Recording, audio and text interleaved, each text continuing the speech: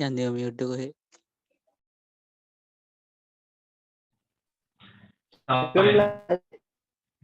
Mute कर दे කීකීයේ social political environment subject එකේ අන්තිම කුප්පියට තමයි අපි ඇවිත් තියෙන්නේ. එතකොට අද කුප්පියත් එක්කලා සම්පූර්ණ සිලබස් එකම කරලා තියෙනවා. පළවෙනි පාඩම නම් කරේ නැහැ ඒ නිසා. ඒ හැර අනිකුත් සියල්ල මට පුළුවන් විදිහට මම කරලා තියෙන්නේ. තේරම ටික channel එකේ තියෙනවා. ඕන අයට ගිහිල්ලා බලන්න පුළුවන්. එතකොට අද අන්තිම පාඩම constitution. එතකොට අන්තිම දවස නිසා constitution එක මේක ලේසි ඇත්තටම. මේකේ ලෝ වලදී කතා කරපු කොටසක් එහෙම තියෙනවා. ඒ නිසා මේක ගොඩක් ගැඹුරින් වෙලාව අරගෙන කතා කරන්න බලාපොරොත්තු වෙන්නේ නැහැ, නිකන් සමරියක් වගේ කියන්නේ. අනිත් එක තමයි මේකෙදී අපිට ඕපන් බුක් නේ තියෙන්නේ. ඒ නිසා මේක පාඩම් කරන්න අමුතුවෙන් තේරුම් ගන්න දෙයක් නැහැ. අහන ප්‍රශ්නෙට පොත බලලා උත්තරේ දාන්න තමයි තියෙන්නේ. එතකොට ස්ලයිඩ් ඔයාලා පාවිච්චි කරනවා soft copy search කරලා ගන්න. නැත්නම් print කරගත්ත note එකක් තියෙනවා print කරගත්ත note එකෙන් බලලා ලියන්න. එතකොට එහෙනම් මම මේක වැඩි අපිට කතා කරන්නේ නැහැ, නිකන් පොඩි කැලින් සටහනක් දාලා මතක විදිහට උඩින් කියාගෙන යන්නේ. මේක ඇත්තටම සමරියක් විදිහට කරන්නේ. වැදගත්ම කොටස වෙන්නේ අද 2020 පාස් පේපර් එක පොඩ්ඩක් කතා කරන්න බැලුවේ. 2020 පාස් පේපර් එක පොඩ්ඩක් කතා කරන්න බැලුවේ. ඇත්තටම මේ පාස් පේපර් එකේ ප්‍රශ්න ගොඩක් අපේ ටියුටෝරියල් එකේදී කතා කරලා තියෙන්නේ. පැහැදිලිනේ ටියුටෝරියල් වලට ගිය කට්ටියට ටියුටෝරියල් එකේදී ප්‍රශ්න ගොඩක් කතා කරලා තියෙන්නේ. නමුත් අර උත්තරයක් ඩ්‍රාෆ්ට් කරන විදිහ තමයි කට්ටිය ගැටලු තිබ්බේ. නිසා මම උත්තරයක් ලියලා ඒක සර්ට දාලා පුළුවන් විදිහට ඒක මම මාක් කරලා ඉවරලා තියෙනවා. ඒ කියන්නේ සර්ට ස්ට්‍රික් විදිහට මාක් කරලා කියලා පැහැදිලිවම කියන්නේ කියලා ඔයාලත් එක්ක ෂෙයා කරනවා නේද?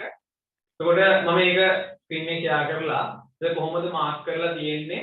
එතකොට එක්සැමිනර් මොන වගේ විදිහටද අපේ උත්තරයක් බලාපොරොත්තු වෙන්නේ කියන එක ෂෙයා කරන්න තමයි බලාපොරොත්තු වෙන්නේ. එතකොට මගේ පේපරේ තියෙන අඩුපාඩු ටික ඔයාලගේ පේපර් එකේ නොතිබෙන්න ඔයාලා වැඩි ටික කරන්න. එතකොට ඒක මම කමෙන්ට්ස් එක්කලම ෂෙයා කරන්නේ. එතකොට කිසි ගැටලුවක් නැතුව කට්ටියට හොඳ ලකුණකට යන්න පුළුවන්. එහෙනම් අපි වැඩි කතා නැතුව යම් constitution කොටසේ සමරිය කතා කරන්න.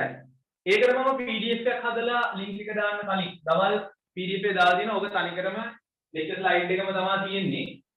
lecture slide එකම තමයි තියෙන්නේ. නමුත් අර presentations 3-4ක් තිබ්බ නිසා මේ පාඩමේ presentations 3-4ක් තිබ්බ නිසා මම මේ ඔක්කොම ටික එකතු කරලා එක PDF එකක් හදුවා. එතකොට Tamanta පහසු විදිහට ඒ ටික බලන්න පුළුවන් වෙනවා. එතකොට මේ constitution කියන එක ගැන දැනගද්දී ව්‍යවස්ථාව ගැන අපි දැනගන්න ඕන ප්‍රධාන පැතිකඩයන් කිහිපයක් තියෙනවා. එකක් තමයි මොකක්ද ව්‍යවස්ථාව කියන්නේ කියලා. What is constitution? ඊළඟ එක development of constitution. සංවර්ධනය. කොහොමද ඉස්සර තිබ්බ තත්වයේ සිට දැන් පවතින තත්වය දක්වා මේ ව්‍යවස්ථාව කියන සංකල්පය විකාශනය වෙලා ආවේ කියන්නේ. development. ඊළඟට 1948 නිදහස ලැබීම ගැන කතා කරන්න ඕන. independence. ඊළඟට comparison එකක් දෙන්න ඕන. අපිට පුළුවන් වෙන්න ඕන පුංචි comparisons වලට යන්න. මෙතන අපි compare කරන්න යන්නේ මොනවාද? 1972 ව්‍යවස්ථාව සහ 1978 ව්‍යවස්ථාව. 1972 ව්‍යවස්ථාව සහ 1978 ව්‍යවස්ථාව. ඊළඟට 1978 ව්‍යවස්ථාවෙන් ඇති කරපු තනතුර ගැන චුට්ටක් බලන්න ඕන. ombudsman. අන්තිමට ගොඩක් ප්‍රශ්න ඇහෙන තැන 1978 ව්‍යවස්ථාව ගැන පුංචි දෙයක් අපි දැනගෙන ඉන්නවා. ওই ටික තමයි මේ පාඩමේ අපිට දැනගන්න තියෙන්නේ. මේ 1978 ව්‍යවස්ථාවේ ප්‍රශ්න අහලා තියෙනවා. ඔය legal powers, financial powers ඒවා මේවා ගැන එහෙම ප්‍රශ්න අහලා තියෙනවා. ඒ නිසා මේ past paper ප්‍රශ්න දිහා බැලුවාම නම් තනිකරම presentation එකකින් එහෙම නැත්නම් මේ PDF එකෙන් බලලා උත්තර ලියන්න පුළුවන්. හිතලා ලියන්න දේවල් නැහැ. තේරම මේකෙන් බලලා ලියන්න පුළුවන් විදිහට තමයි ප්‍රශ්නවල තියෙන්නේ. එතකොට මේ සැරේ කියලා එහෙම ලොකු වෙනසක් වෙයි කියලා හිතන්න අමාරුයි. ඒ නිසා open book තියෙන හින්දා open book එක ලැස්ති වෙන්න තියෙනවා. පළවෙනි එක ගමු. What is constitution? විවස්ථාව කියලා කියන්නේ මොකක්ද කියලා. සරලව කිව්වොත් definitions වලට අනුව නම් විවස්ථාව කියලා කියන්නේ system of law and basic principles. ඒතර විවස්ථාව කියලා කියන්නේ නීති සහ මූලික මූලධර්ම කිහිපයක්. මොනවාද මේ මූලික මූලධර්ම කිහිපය අවශ්‍ය වෙන්නේ? එකක් තමයි ආණ්ඩුවේ සැකැස්ම තීරණය කරන්න. ආණ්ඩුවේ සැකැස්ම තීරණය කරන්න. ඊළඟට බලතල බලයන් සහ බලතල කොහොමද බෙදලා යන්නේ? කොයි කට්ටියටද බලතල හම්බෙන්නේ කියන එක තීරණය කරන්න. ගවර්න්මන්ට් එකේ තියෙනවනේ branches තුනක් legislature, executive and judiciary. ඔය තුනට කොහොමද බලතල බෙදෙන්නේ කියන එක කතා කරනවා මේ constitution එකේ. ඊළඟට general principles on which these powers are exercised. පොදු මූලධර්ම සම්බන්ධයෙන්. ඒක සරලව කිව්වොත් විවස්ථාව කියලා කියන්නේ පිළිගත්තු මූලධර්ම සමූහයක්. පිළිගත්තු මූලධර්ම සමූහයක්. ව්‍යාපාරයකට ව්‍යවස්ථාවක් තියෙන්න පුළුවන්. අපි සාංගමික ව්‍යවස්ථාවලිය කියලා කියනවා. ඒකේ තියෙන්නේ මොනවාද? ව්‍යාපාර කටයුතු කරගෙන යන්නේ කොහොමද? කවුද සනසුරු දරන්නේ? ඔය වගේ දේවල් ටික. මෙතනදී කතා කරන්නේ ව්‍යාපාරයේ තියෙන ව්‍යවස්ථාව ගැන නෙමෙයි රටේ තියෙන ව්‍යවස්ථාව ගැන. අන්නේ සරල දසෝ. ඊළඟට විකාශනය ගැන ගත්තොත් සංවර්ධනය වෙච්ච ආකාරය constitution කියන සංකල්පය සංවර්ධනය වෙච්ච ආකාරය අපි අරගත්තොත් අපි ඉතිහාසයට මම මතක හැටියට ඉතිහාසයට තිබ්බා. ඉතිහාසය ඉගෙන ගද්දී අපි ඉගෙන ගත්තා ආණ්ඩු ක්‍රම ප්‍රතිසංස්කරණ කියලා જાතියක්. කෝල්බ්‍රූක් කැමරන් ඊට පස්සේ ඩොනමෝර් සෝල්බරි කොහොමම කිව්වේ මට මතකයි අපිට ඉතිහාසයේ තිබ්බා. ඒතර ඒව තමයි වර්තමානයේ තියෙන 1978 ව්‍යවස්ථාව ඇති වෙන්න පදනම් වෙලා එහෙම නැත්නම් විකාශනය වෙලා ආපු දේවල්. 1933 කෝල්බ්‍රූක් කැමරන් ආණ්ඩු ක්‍රම ප්‍රතිසංස්කරණ ක්‍රියාත්මක වුණා ලංකාවේ. එතෙන් පටන් අද තියෙන 1978 ව්‍යවස්ථාව දක්වා මේවා විකාශනය වෙලා තියෙනවා. ඒක අරගෙන තියෙනවා නිකන් බලා ගන්න තියෙන එකේ අන්තර්ගතය ගැන ලොකු කතාවක් නැහැ. මොකද ඒ වගේ තරකින් ප්‍රශ්න අහන්න තියෙන සම්භාවිතාවය ඉතාම අඩුයි. ඒ ඩෙවලොප්මන්ට් එක බලා ගන්න එතන පියවරයන් ටිකක් තියෙන. එහෙම නැත්නම් අවදීන් ටිකක් තියෙන්නේ කෝල්බ්‍රූක් කැමරන් ප්‍රතිසංස්කරණ වල සිට 1978 ව්‍යවස්ථාව දක්වා. ඒතර වර්තමානයේ ක්‍රියාත්මක වෙන්නේ 1978 ආණ්ඩු ක්‍රම ව්‍යවස්ථාව නැත්නම් ජනරාජ්‍ය ව්‍යවස්ථාව කියලා කියනවා. ඒතර ඒ දක්වා විකාශනය. ඒ දක්වා විකාශනය. ඒතර ඒකත් හරියි. ඒකත් හරියි. ඊළඟට 1948 අපිට හම්බෙච්ච නිදහස. අපි දන්නවා බ්‍රිතාන්‍ය පාලනයේ යටතේ තිබ්බ ශ්‍රී ලංකාවට 1948 නිදහස හම්බුණා. හැබැයි අපි කියනවා 1948 ලැබිච්ච නිදහස පූර්ණ නිදහසක් නෙමෙයි කියලා. පූර්ණ නිදහසක් නෙමෙයි. It is not a pure independence.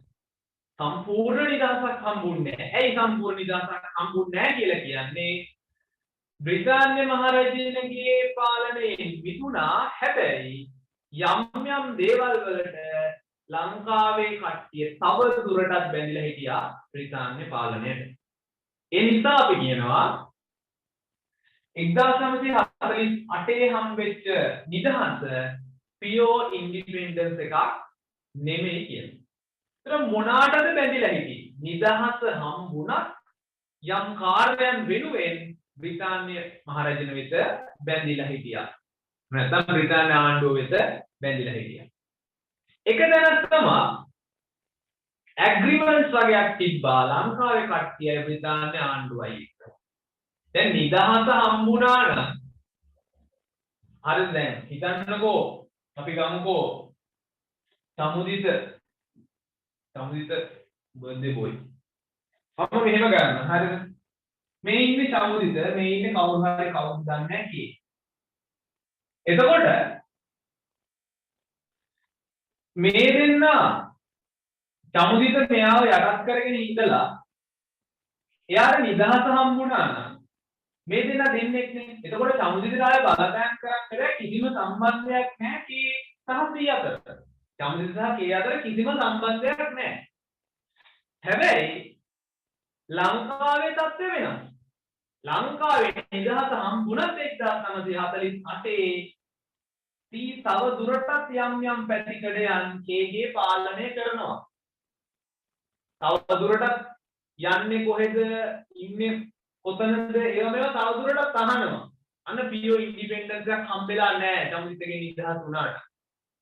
ලංකාවේ කොහොම තත්ත්වයක් තමයි තිබිලා තියෙන්නේ හේතුව ලංකාවේ ආණ්ඩුව සහ බ්‍රිතාන්‍ය ආණ්ඩුව අතර හරිද බ්‍රිතාන්‍ය ආණ්ඩුව අතර තිබිලා තියෙනවා එකඟතාවයන්. ඒකේ එකක් තමයි ඩිෆෙන්ස් ඇග්‍රීමන්ට් ඊළඟට external affairs agreement and public offers agreement public officers agreement. එතකොට රටේ ආරක්ෂාව සම්බන්ධයෙන් එකඟතාවයක් ඇති කරගෙන තියෙන බ්‍රිතාන්‍ය ආණ්ඩුවත් එක්ක ඊළඟට විදේශ කටයුතු සම්බන්ධයෙන් එකඟතාවයක් ඇති කරගෙන තියෙනවා. අනිත් එක රටේ මහජන නිලධාරීන් නැත්නම් අපි පබ්ලික් ඔෆිසර්ස්ලා කියලා කියන්නේ රාජ්‍ය සේවකයෝ පත් කර ගැනීම සම්බන්ධයෙන් එකඟතාවයකට එළඹිලා තියෙනවා. ඒතර පූර්ණ නිදහසක් නැහැ. ඇයි රටේ තාම නීති සාම ඩිෆෙන්ස් කියන ඩිෆෙන්ස් මිනිස්ට්‍රිය පාලනය කරන්නේ තාමත් බ්‍රිතාන්‍යයේ. ඒක පූර්ණ නිදහසක් හම්බෙලා නැහැ. තාමයි. තාම කේ අනේන දිහා පාලනය කරන්නේ සමදින. පූර්ණ නිදහසක් කේට නැහැ. කේ කවුද දන්නේ? අන්තිමට කියන්නම් අද. ඊළඟට මේ එකක් හරිද? මේ ඉන්ඩිපෙන්ඩන්ස් එක පියෝ නැහැ කියන්නේ එකක් තමයි මේ තිබ්බ ඇග්‍රීමන්ට්. තව එකක් තියෙනවා. ඒක තමයි වෙස්ට්මිනිස්ටර් සිස්ටම් එක ෆලෝ කරලා. මේ වෙස්ට්මිනිස්ටර් සිස්ටම් එක කියලා කියන්නේ බයිකැමරල් ලෙජිස්ලේෂන් එකක් තිබිලා තියෙනවා. බයි කියලා කියන්නේ බයියෝ කියන එකද? බයි කියන්නේ බයියෝ නෙමෙයි මෙතන. බයි කියන්නේ දෙන්න කියන එක. මේ දෙකක් කියන එක බයි කියලා කියන්නේ. බයිකැමරල් ලෙජිස්ලේෂන් කියන්නේ ලෙජිස්ලේෂන් කියන්නේ විවස්ථාදායකයනේ. විවස්ථාදායකයේ තට්ටු දෙකක් ලේයර්ස් දෙකක් තියෙනවා. ඒක තමයි බයිකැමරල් ලෙජිස්ලේෂන් එකක් කියලා කියන්නේ. මොකද්ද තිබ්බ තට්ටු දෙක? දැනට බ්‍රිතාන්‍යයේ ක්‍රියාත්මක වෙනවා ඔය බයිකැමරල් ලෙජිස්ලේෂන් එකක්. ඒකේ බ්‍රිතාන්‍යය අහලා ඇති සාමි මන්ත්‍රී මණ්ඩලය සහ මහජන මන්ත්‍රී මණ්ඩලය කියලා ලේයර්ස් දෙකක්. ඒතර මන්ත්‍රී මණ්ඩල දෙකක් තියෙනවා. ප්‍රභූවරු ඉන්නවා සාමි මන්ත්‍රී මණ්ඩලයේ සාමාන්‍ය මහජනයා නියෝජනය කරන කට්ටිය ඉන්නවා මහජන මන්ත්‍රී මණ්ඩලයේ. එතකොට ව්‍යවස්ථාදායකයේ තට්ටු දෙකයි. ඔය ක්‍රමය ලංකාවේ ක්‍රියාත්මක කරලා ඒ කාලේ ඒ නිසා අපි කියනවා තිබ්බේ නැහැ කියලා පූර්ණ නිදහසක්. අනිත් හේතුව තමයි ඔය හේතු දෙකයි තව එකක් තිබිලා තියෙනවා. right to appeal to Privy Council. බ්‍රිතාන්‍යයේ Privy Council එකට ඉංග්‍රීසි නම් දෙක අහලා තියෙනවා. එකක් තමයි House of Lords අනිත් එක House of Commons. House of Lords, House of Commons. සාමි මන්ත්‍රී මණ්ඩලයට කියන්නේ House of Lords, මහජන මන්ත්‍රී මණ්ඩලයට කියන්නේ House of Commons. හරි. තුන්වෙනි එක බ්‍රිතාන්‍ය Privy Council කියන එකට ලංකාවේ දේවල් සම්බන්ධයෙන් පැමිණිලි ගෙවීමේ හැකියාවක් තිබෙනවා. දැන් ලංකාවේ ඇතුලේ තියෙන දේවල් වලට ලංකාවේ ඇතුලේ ප්‍රශ්න විසඳ ගන්නවා මිසක පිට කට්ටියට ගිහිල්ලා කම්ප්ලේන් කරන්න හැකියාවක් තියෙන්නේ නැහැ. ඉතින් නෑනේ ගතියක්. දැන් ගෙදර රණ්ඩුවක් වුණාම ගෙදර කට්ටිය බේරගන්නේ නැතුව ගිහිල්ලා වෙන කොහෙන් හරි වෙන කාට හරි කියනවා. ඉතින් අවුලක් කියනවා. ඒක පූර්ණ නිදහසක් තිබිලා නැහැ. පැහැදිලිද? පූර්ණ නිදහසක් තිබිලා නැහැ. ඒ නිසා ඔන්න හේතු නිසා කියනවා 1948 ලැබිච්ච නිදහස පූර්ණ නිදහසක් නෙමෙයි කියලා. එහෙනම් අපි මේ උඩ දාගෙන සමරුවට 1948 නිදහස හම්බුණා කියලා. ඇත්තටම නිදහස හම්බෙලා තියෙන්නේ 1948 නෙමෙයි. KCගෙන් ඇත්තටම නිදහස් වෙලා තියෙන්නේ 1948 නෙමෙයි. කවද්ද නිදහස් වුනේ? 1972 මාර්තු 22. එදා තමයි ශ්‍රී ලංකාව ජනරජයක් වුනේ. එදා තමයි ශ්‍රී ලංකාව ජනරජයක් වුනේ. ඒ නිසා ලංකාවට පූර්ණ නිදහස ලැබුණා කියලා කියන්නේ 1972 3.22. 3.22. හරි මේක නිකන් ඔළුවේ තියාගන්න. මේ වගේ නම් ප්‍රශ්න 6 කියලා මම හිතන්නේ නැහැ. මොකද සබ්ජෙක්ට් එකත් එක්ක කිසි ගැළපීමක් නැති හින්දා.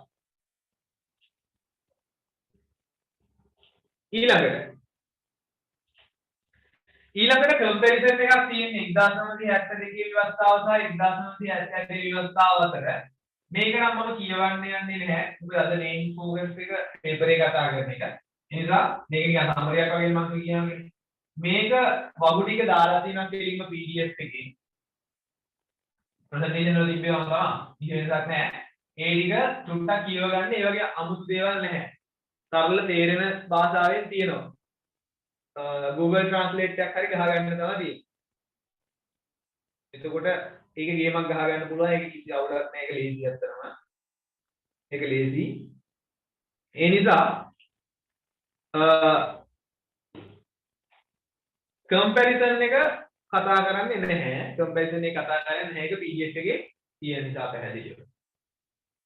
ඊළඟට ombudsman කියන එක කියනවා. මේ ombudsman කියලා කියන්නේ අංජුල වගේ කෙනෙක්. අංජුල වගේ කෙනෙක්. කවුද ombudsman කියලා කියන්නේ? දුක අහන අයියෙක්. අපේ කරත් එහෙමයි. කරන්දිනී කරා ඉන්නවනේ. කරන්දිනී කරත් එහෙමයි. දුක අහන අයියෙක්. ombudsman කියලා කියන්නේ දුක අහන්න ඉන්න අයියා කෙනෙක්. සිංහල වචනේ දුක් ගන්නා රාළ කියන එක. ඒක දුක් අහන අයියා කියන වචනේම තමයි සිංහලෙන් කියවෙන්නේ. දුක් ගන්නා රාළ.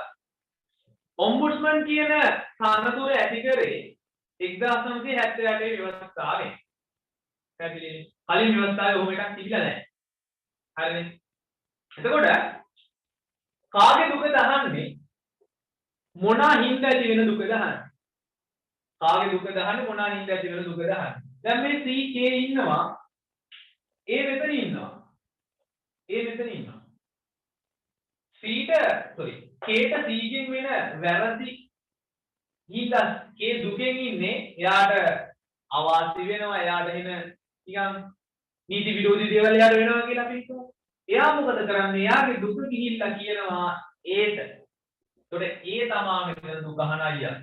ඒ තමයි මෙතන දුක අහන අයියා. මේකෙදි වෙන්නේ රටේ පරිපාලන තීරණ නිසා සහ රටේ පරිපාලන ආයතන රාජ්‍ය නියෝජිත ආයතන ඒගොල්ලෝ ගන්න තීරණ හින්දා රටේ මහජනයාගේ මූලික අයිතිවාසිකම් කඩවීමක් වුණොත් ඒවට බලපෑමක් වුණොත් සාධාරණයන් ඉෂ්ට කරගන්න මහජනතාවට ගිහිල්ලා දුක කියන්න පුළුවන් මේ ombudsman. ඒකයි අපි කියන්නේ දුක අහන අයියා කියලා. පැහැදිලිද? මහජනතාවට මූලික අයිතිවාසිකම් කඩවීමක් වුණොත් ටග්ගාලා ගියා දුක කිව්වා විසඳුමක් ගන්න පුළුවන් නම් විසඳුමක් ගත්තා. එයාට තමයි ombudsman කියලා කියන්නේ. මේක ඉන්ෂුරන්ස් ලෝ එක බලපු කට්ටිය ඉන්ෂුරන්ස් ලෝ එකේදී ombudsman කියන කතාව හම්බෙන්නේ නැති. ඒකේ ඉන්නවා රක්ෂණ ombudsman කෙනෙක්. හරිනේ. ඒතර මේක තමයි මූලික අදහස. දැන් අපි මේ 1978 විවස්ථාවේ තියෙන පොඩි ගැලියම් සටහනක් වගේ එකක් මම අඳිනවා. ඒ පොයින්ට්ස් ටික තමයි ඔයාලා බලා ගන්න තියෙන්නේ. මොකද ප්‍රශ්න අහලා තියෙන්නේ නම් ඒ තැන් වලින්.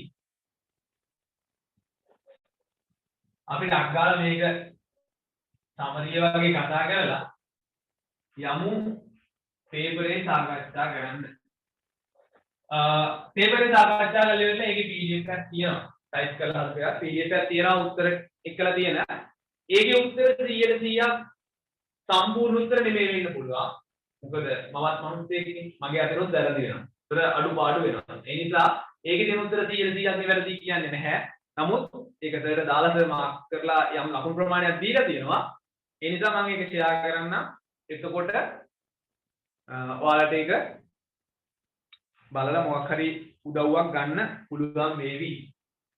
දැන් අපි 1978 ව්‍යවස්ථාව ගැන කතා කරද්දී 1978 ව්‍යවස්ථාව අනුව ආණ්ඩුව ගවර්න්මන්ට් එක කියන එක අපි දන්නවා ප්‍රධාන කොටස් තුනකින් සමන්විතයි.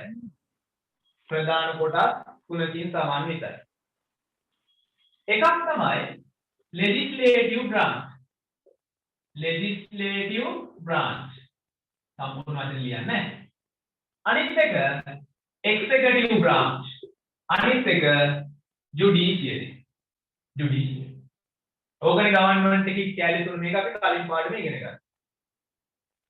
මෙතනදී අපි මේ කොටසේදී දැනගන්න ඕන දේවල් කියලා ප්‍රසන්ටේෂන් එකේ අපිට ඉදිරිපත් කරලා තිබුණේ legislative branch එකේ නම් මෙයාලගේ powers. legislative branch එකේ නම් මෙයාලගේ powers ගැන අපි දැනගන්න ඕන. එකක් තමයි legislative powers. legislative powers. අනිත් එක financial powers. අනිත් එක executive powers. executive powers. so මෙන්න මේ ටික බලා ගන්න ඕන. ඔයාලා 2025 පේපරේ බලනවා නම් ඒක අහලා තියෙනවා. legislative branch එකේ powers. ඒ ටික මේ පැහැදිලිව දාලා තියෙනවා PDF එක වල බලුවොත් 4 වෙනි පිටුවේ. 4 වෙනි පිටුවේ. ඊළඟට executive branch එකේ අපි දන්නවා 3 දෙනෙක් ඉන්නවා. executive branch එකේ 3 දෙනෙක් ඉන්නවා. එක්කෙනෙක් තමයි executive president. විධායක ජනාධිපති. විධායක ජනාධිපති. අනිත් කට්ටිය cabinet of ministers. cabinet එක. cabinet. ඊළඟට අන්තිම සෙට් එක public service. public service. ඒ කියන්නේ මහා ජන සේවය නැත්නම් පොදු සේවා. පොදු සේවා. මෙතන executive president යටතේ මේතරේ අහනවා නම් අහන්න පුළුවන් කියලා හිතෙනවා මේ executive president ගේ duties and powers. executive president ගේ duties and powers. එයාට තියෙන බලතල සහ එයාට පැවරිලා තියෙන රාජකාරී. එයා මොනවද කරන්න ඕන? විධායක ජනාධිපති විදියට කටින් කැසට් ගගා ඉඳලා හරියන්නේ නැහැ. ඒක විතරක් නෙමෙයි යාට කරන්න තියෙන්නේ. ඒ විදිහට එයාට කරන්න තව ඩියුටිස් තියෙනවා. එයාට තව බලතල තියෙනවා. ඒතකොට මෙතන අහයි කියලා මට හිතෙනවා. මම දන්නේ එහෙමයිද කියලා. මට හිතෙනවා. ඊළඟට ජුඩිෂියරි එකේදී නම් ලේසි කෝට් සිස්ටම් එක ගැන දැනගන්න ඕන. සුප්‍රීම කෝට්, ඊට පස්සේ කෝට් ඔෆ් අපීල්, ඊට පස්සේ ඩිස්ට්‍රික්ට් කෝට් සහ හයි කෝට්, අන්තිමට ප්‍රයිමරි කෝට්ස් ටික කියන්නේ අන්තිම ප්‍රයිමරි කෝට් ටික ඩිස්ට්‍රික්ට් කෝට්, මැජිස්ට්‍රේට් කෝට් ඒවා. කෝට් සිස්ටම් එකේදී අපි දැනගන්න ඕන ජුරිස්ඩික්ෂන් කියන එක. ඒ කියන්නේ මේවට තියෙන බලතල මොන වගේ දේවල්ද මෙයාලට කරන්න පුළුවන් කියන එක. මේක ලෝවලදී කතා කරලා තියෙන්නේ. ඒ නිසා ඒක අපිට හිම් පිටිම අමතක කරලා දාන්න පුළුවන්. executive branch එකේ executive president duties and powers පැහැදිලිව වගුවක දාලා තියෙනවා. පිටු අංක 4 අන්තිමට සහ පිටු අංක 5 මුල. 4 අන්තිමට සහ 5 මුල. කෙලිම විභාගය ඇහුවොත් පෙරලා ගත්තා බලන් ලිව්වා. එහෙම තමයි කරන්නේ.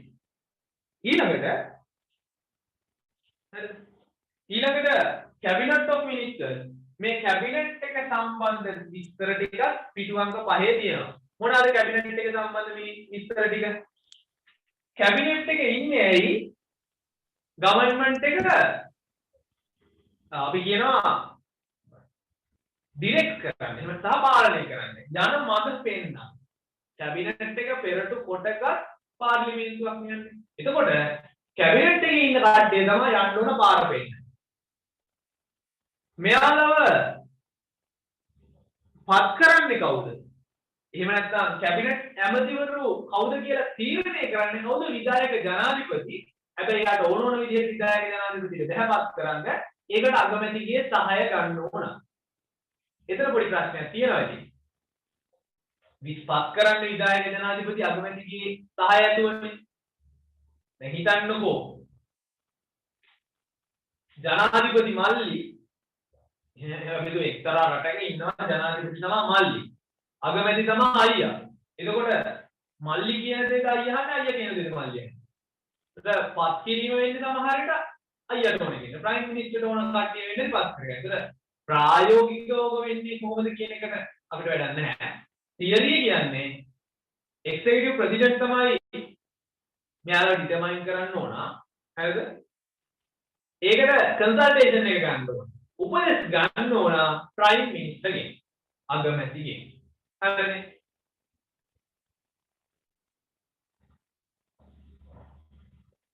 කැබිනට් මිනිස්ටර්ස්ලාගේ ලොක්ක කවුද? කැබිනට් මිනිස්ටර්ස්ලාගේ ලොක්ක තමයි විධායක ජනාධිපති. ඒ කැබිනට් එකේ එක සීට් එකක් එයාටත් අයිති. එයාටත් අයිති. එයා තමයි එතන ලොක්කා. එයා තමයි කැබිනට් එකේ ලොක්කා. ලොකුම කැබිනට් එකේ තියෙන්නේ එයාට. අනිත් පැත්තේ චූටි කැබිනට්. හරිනේ. මේ කැබිනට් මිනිස්ටර්ලා ඔක්කොම පොදුවේ වගකීම යුතුයි collectively responsible පාර්ලිමේන්තු එකට. මම මේක කලින් දවසේ කියලා දුන්නා. මතකද ගන්න අර legislative branch එක executive branch එක අතර තියෙන relationship එක අනුව government form එක තීරණය වෙනවා කියලා කිව්වා. parliamentary ද presidential ද කියලා. parliamentary form එකේදී මම පැහැදිලිවම කිව්වා legislative branch එක කියන්නේ parliament එක. ඒකෙන්ම කට්ටියක් තමයි executive වෙන්නේ. ඒ කියන්නේ මම එදා පැහැදිලිව කිව්වා වල මතක නම් පාර්ලිමේන්තුවේ ඉන්න മന്ത്രിලාගෙන් සෙට් එකක් තමයි කැබිනට් ඇමතිලා වෙන්නේ. ඉතින් ඒකෙන්ම සෙට් එකක් කැබිනට් ඇමතිලා වෙනවා නම් ඒගොල්ලෝ වග කියන්නේ එකයි පාර්ලිමේන්තුවට. නේද? ඒ හින්දා මෙතන මේ කැබිනට් ඔෆ් මිනිස්ටර්ස් මේගොල්ලෝ පත් වෙන්නේ පාර්ලිමේන්තු മന്ത്രിලාගෙන් හින්දා මෙයාලා පාර්ලිමේන්තුවට වග කිව යුතුයි කලෙක්ටිව්ලි පොදුවේ. තමන්ගේ අමාත්‍යාංශය ගැන මෙන්න කැබිනට් එක ගන්න සියලු තීරණ සම්බන්ධයෙන් සියලු කැබිනට් ඇමතිවරු වග කිව යුතුයි. ඒක කලෙක්ටිව් රෙස්පොන්සිබිලිටි කියලා කියන්නේ. හරි. කන්ස්ටිටියුෂන් එකේ නම් තියෙනවා මේ කැබිනට් ඇමතිවරු මැක්සිමම් ඉන්න පුළුවන් 30යි කියලා.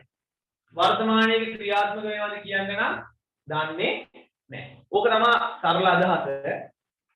ඕක තමයි සරල අදහස. වැඩියම හිතන්න දෙයක් නැහැ. අපි යම් ඉදිරි දේවල් වලට මේ legislative branch එකේ powers පැහැදිලිව දාලා තියෙනවා. ඒක චුට්ටක් බලා ගන්න. ඒක බලාගත්තාම ලේසියක් කරනවා. මේක මෙහෙම පිටින්ම බලන් ලියන්නයි තියෙන විභාගෙදී ඇහුවොත්. මෙහෙම පිටින්ම බලන් ලියන්නයි තියෙන විභාගෙදී ඇහුවොත්.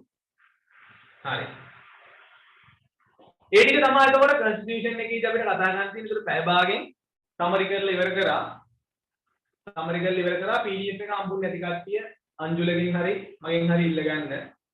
ඒකේ මේ අලුතෙන් කරපු දේවල් නෙමෙයි තියෙන්නේ සේරම ස්ලයිඩ්ම තමයි තියෙන්නේ. මේකට ප්‍රසන්ටේෂන් 3ක් හෝ 4ක් තිබ්බ ඒ ටික එකතු කරලා තමයි PDF එක හදලා දෙන්නේ. එහෙනම් constitution එක සරලව ඔච්චරයි. මේක කරන්නේ නැහැ කියලා හිතේ. හරිද? constitution එක සරලව ඔච්චරයි. දැන් අපි යම් 2020 පාස් පේපර් එක කතා කරන්න. එතකොට මේ පේපර් එකේ උත්තර විදියට දැන් මට හිතෙන ඒවා නම කියන්නේ මේ මගේ දැනුම මට්ටම සහ මට තේරෙන ඊට වඩා ගොඩාක් ක්‍රියේටිව් උත්තර ඔයාලා තියෙනවා. ඒ උත්තර ලියන්න. මම හිතුවේ ඒ උත්තර ලියන්න. මම ස්ක්‍රීන් එක පොඩ්ඩක් ෂෙයා කරන්නම්.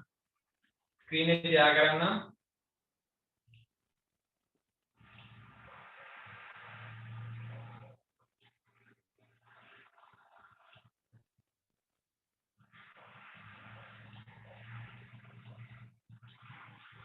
හරි.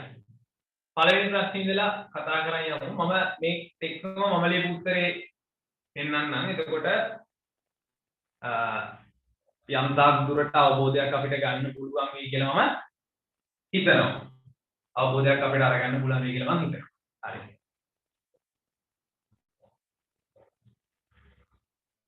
ඒතර මේකේ පළවෙනි ප්‍රශ්නේ අහන්නේ මොකද්ද?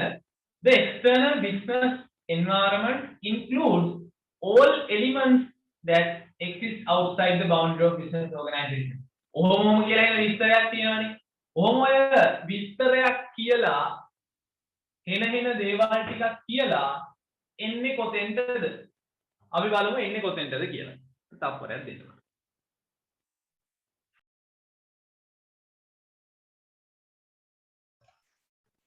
හරි. කට්ටියන මාව ඇහෙනවද? චමු ඇහෙනවද? හරි හරි ඇහෙනවා අය. හරි ඇහෙනවා. හරි. මේකේ දැන් අපි බැලුවොත් මේ හෙන විස්තර ටිකක් කියනවානේ. මේ හෙන විස්තර ටිකක් කියලා අන්තිමට ඇවිත් තියෙන්නේ මොනකටද? අන්තිමට ඇවිත් තියෙන ප්‍රශ්නේ මොකද්ද?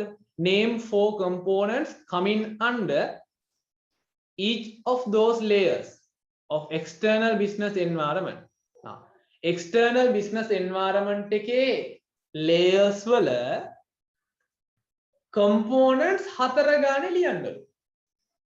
දැන් මෙහෙම කියද්දි මතක් වෙන්න ඕනේ external environment එකේ මොනවාද තිබ්බ layers කියලා. general environment කියලා එක layer එකක් තිබ්බා. task environment කියලා තව layer එකක් තිබ්බා. එහෙනම් අපි මෙතනදී ලියන්න ඕන මොනවාද?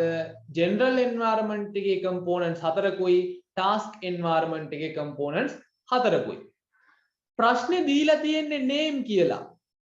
විස්තර කරන්න එපා points දාලා ලියන්න. දැන් මේ වගේ එකකට වගුවක් වගේ දාන්න පුළුවන් නම් ලේසි. වගුවේ එක පැත්තකට දානවා general environment අනිත් පැත්තට දානවා task environment. හරි. අපි බලමු කොහොමද මම දාලා තියෙන්නේ කියලා.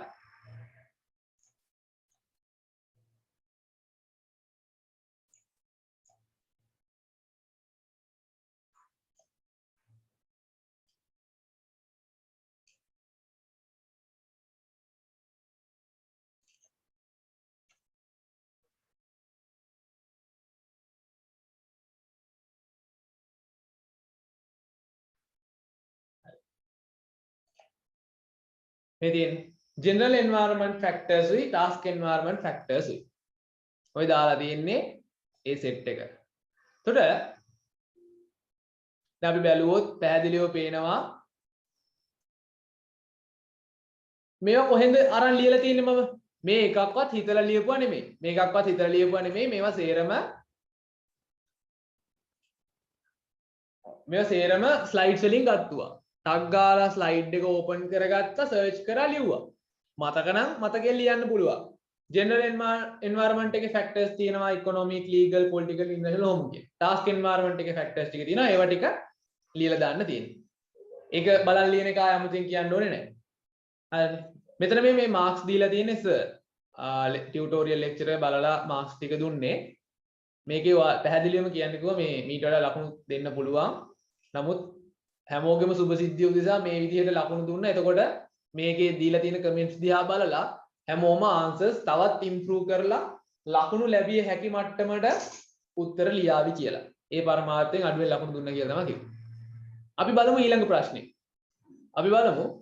ඊළඟ ප්‍රශ්නේ. මොකක්ද ඊළඟ ප්‍රශ්නේ කියන්නේ? Every business manager is expected to have a general understanding about culture. ඔහොම විස්තරයක් තියෙනවා. අන්තිමට මොකද්ද කියන්නේ? ඔය බයිලා සේරම ගහලා අන්තිමට කියන්නේ list down for characteristics of culture. බලන්න වචනේ මොකද්ද? question verb එහෙම නැත්නම් action verb එක list down. list එකක් දාන්න කියලා කියන්නේ මෙහෙමනේ අපි list එකක් ලියන්නේ. බඩු list එක ලියන්නේ. එහෙනම් උත්තර ටික ලියද්දිත් අපි list එකක් විදිහට තමයි ලියන්න ඕන. list එකක් විදිහට තමයි ලියන්න ඕන. හරි. අපි බලමු කොහොමද ඒකට මම ලියලා තියෙන්නේ කියලා. මම ලියලා තියෙනවා culture is learned, social and shared, transmissive, cumulative and continuous, dynamic and adaptive. දැන් මම මේවා එකක්වත් විස්තර කරලා නැහැ. හැබැයි full marks ටික දීලා තියෙනවා. ඇයි ඒ විස්තර කරන්න ඕනේ නැත්තේ? action verb එක තිබ්බ list down නිසා. හරිනේ. ඒතර list down කරන්න කිව්වහම ආයි හිත ඉන්න එපානේ. ලකුණු 8ක් දෙනවනේ. මේක මෙහෙම ලියලා මදි ඇති. ඒව නැහැ. list down නම් list down. ඛණ්ඩ නම් ඛණ්ඩ. ඛණ්ඩ කිව්වහම බීලා ඛණ්ඩ ලැහැත් වෙන්න එපා. ඒ නිසා අපි මෙහෙම ලියමු. list down කරන්න කිව්වහම list down එක දාමු. මේ ටික කල්චර් පාඩමේ තියෙනවා. ඊළඟ ප්‍රශ්නේ the government of country is regarded as primary stakeholder for any business concerned and thus every business manager is interested in government. List down 4 reasons why a state needs government. ඇයි රාජ්‍යයකට ආණ්ඩුවක් ඕන? අපිට කියන්නේ ඒකට හේතු ටිකක් list down කරන්න කියලා. හේතු 4ක් list down කරන්න. මේකෙත් ප්‍රශ්නේ තියෙන්නේ list down කරන්න කියලා. list down කරන්න කිව්වම අපි මොකද කරන්නේ? point form එකෙන් ලියනවා. බලමු මේකට උත්තරේ මම කොහොමද දාලා තියෙන්නේ කියලා. importance එක. එකක් දීලා තියෙනවා to establish laws. රටක government එකක් ඕන නීති සම්පාදනය කරන්න. ඊළඟට to protect weak. මම මේකට පාඩම කරද්දී උදාහරණයක් ගත්තා COVID-19 හින්දා ඇතැම් පුද්ගලයන්ගේ ආදායම් මාර්ග අහිමි වෙලා ගියා. ඒ ආදායම් මාර්ග අහිමි වෙලා ගිය හින්දා රජය එක්කෙනෙක්ට 5000 ගානේ දුන්නා. ඇයි ඒ දුන්නේ? එයාලාගේ දුබලතාවයෙන් යම් තාක් දුරට හෝ සහනයක් එයාලට ලබා දෙන්න.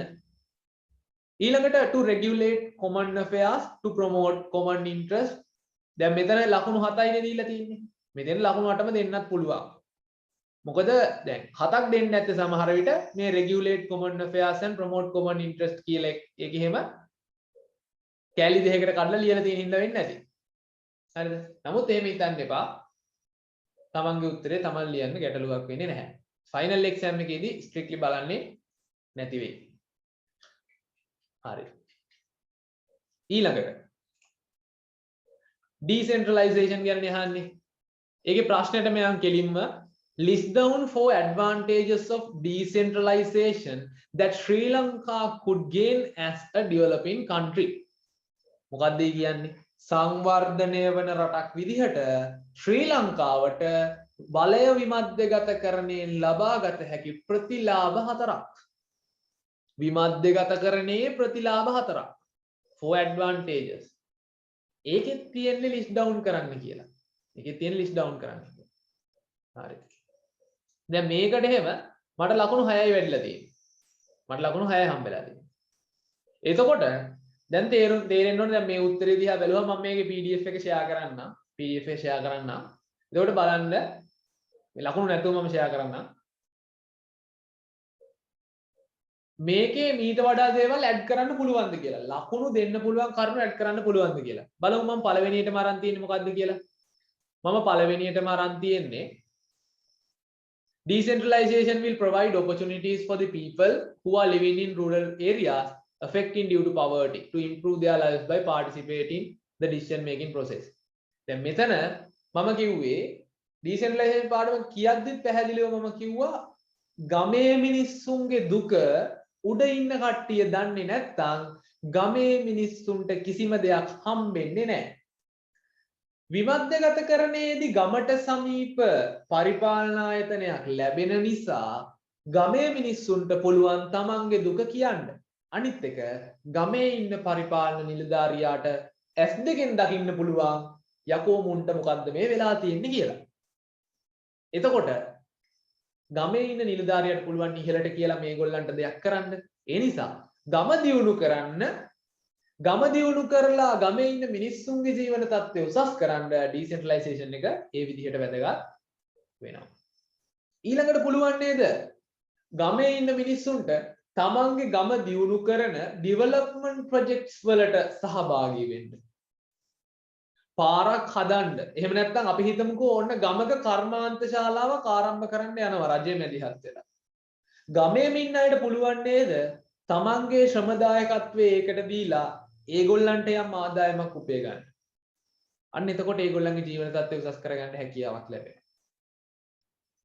පැහැදිලි?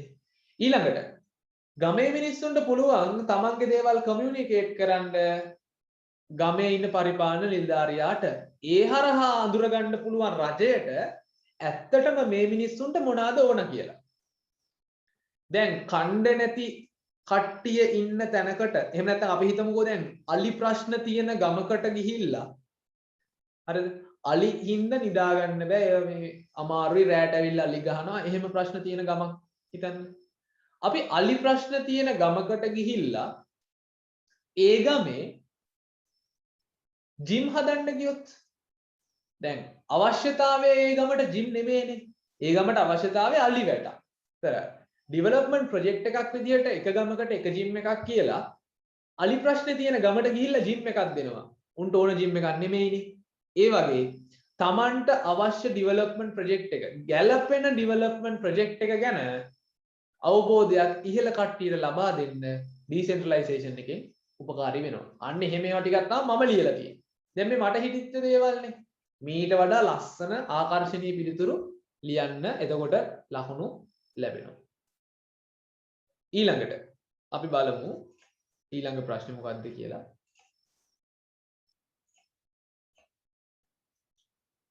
The Sri Lankan Constitution has provided කියලා තියෙනවා.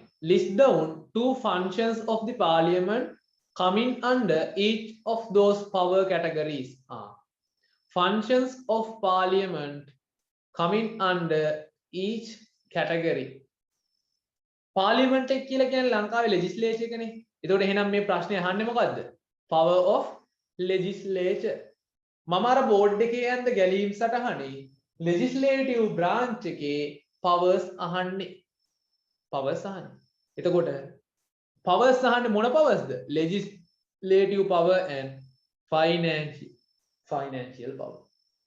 දැන් 2020 පේපරේ මේක අහලා තියෙන හින්දා legislative branch එක ගැන මෙතන අහලා තියෙනවනේ. ඒතර අපේ 2021 පේපරේ අහන්න පුළුවන් executive branch එක ගැන. මේකේ හයි executive branch එකේ powers දෙකකුයි duties දෙකකුයි ලියන්න කියලා. එම අහන්න පුළුවන්. හරි. අපි බලමු කොහොමද උත්තරේ එන්නේ කියලා. ඒක ලේසි.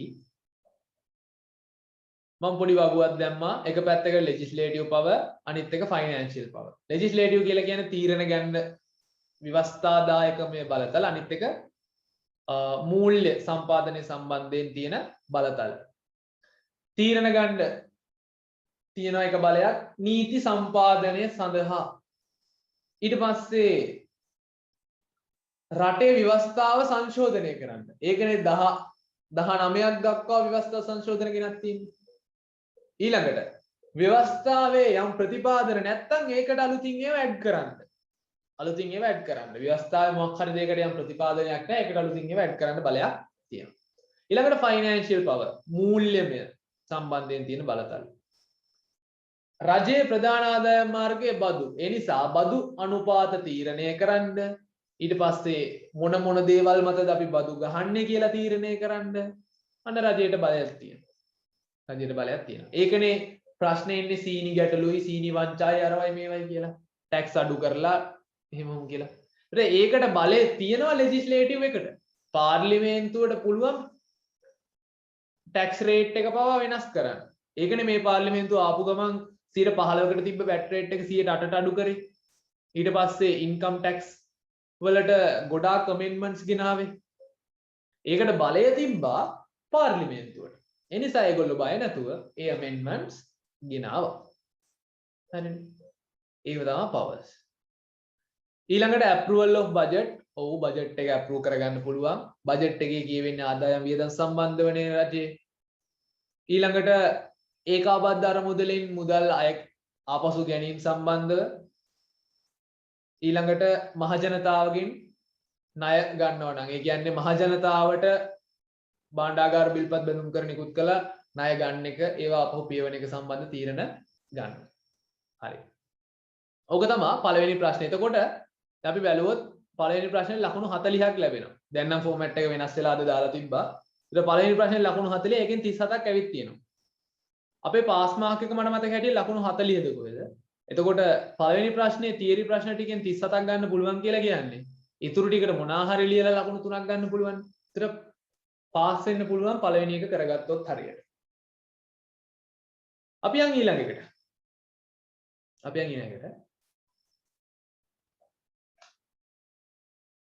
Question number 2. මේකේ තියෙන්නේ social පැත්තේ, political පැත්තේ නෙමෙයි social environment එක පැත්තේ.